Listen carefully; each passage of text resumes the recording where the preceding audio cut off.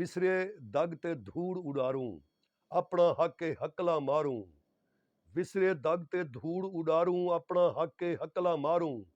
जो कोई मर्द मुसाफिर लंघसे, साकू सच दा मोहरी गिणसे। जो कुछ बनसे डिठा वेसे, साडी अमदी नस्ल अखेसे। ए साडे असलाफ द कबरां, हिन प्या साडी नूर निशानी।